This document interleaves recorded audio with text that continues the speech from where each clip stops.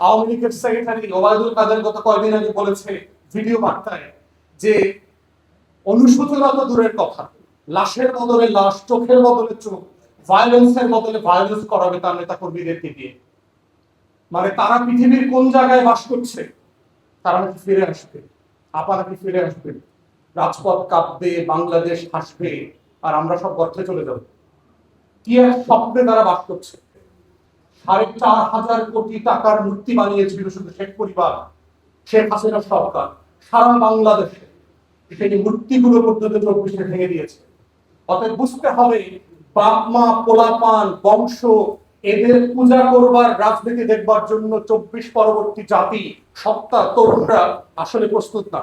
জালেম শাসক ফেরাউন ঠিক একইভাবে লক্ষ লক্ষ তরুণ যুবাদের সিপাহী সৈন্যদের ভয়ে গণভবন থেকে পালিয়ে পিছনের দরজা দিয়ে চলে গেছেন। তখন তার টেবিলে খাওয়ার সময় গরম ভাত ছিল, ফ্রিজে রান্না করা খাবার ছিল, কিন্তু খাবারটা জুটে নাই। লক্ষণ সেনের একই অবস্থা হয়েছিল, খাবার রেডি ছিল, খেতে পারেনি, পালিয়ে যেতে হয়েছে। এবং পালিয়ে এমন একটা দেশে গেছেন যেটা আমরা সবসময় বলেছি তিনি ওই দেশের দালাল। এবং এইটাকে নিয়ে আবার তারা রাজনীতি করতো যে তারা ওই দেশের দালাল না আবার বলার চেষ্টা করতো।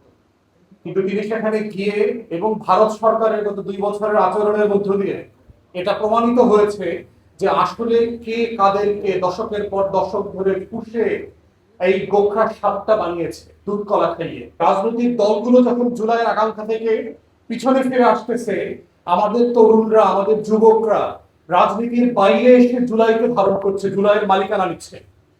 এবং তরুণরা, যুবকরা যখন জুলাইয়ের মালিকানা নিয়ে নেবে, তখন বুঝতে হবে যে বর্তমান রাজনৈতিক দলগুলো কিভাবে অপ্রাসঙ্গিক হয়ে গেছে, তারা জুলাইকে ধারণ করতে পারছে। অতএব এই যে তরুণদের ভিতরে একটা অনুভূতি তৈরি হচ্ছে, আমাদের স্বপ্নগুলো নিয়ে তাদের কোনো ভাবনা নাই, তারা এক ভিন্ন গ্রহ থাকেন।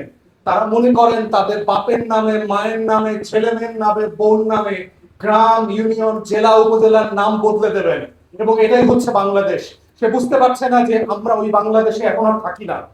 ওই বাংলাদেশে রাজনীতি যারা করতে তাদেরকে 24-এ বিদায় করে দেওয়া হয়েছে। যদি এই উপলব্ধিতে আপনারা আসতে না পারেন, মনে রাখবেন যে বাংলাদেশ থাকবে, বাংলাদেশের লাল সবুজের পতাকা থাকবে, এখানে রাজনীতি থাকবে, স্বপ্ন থাকবে, লড়াই থাকবে, শুধু আপনারা থাকবেন না।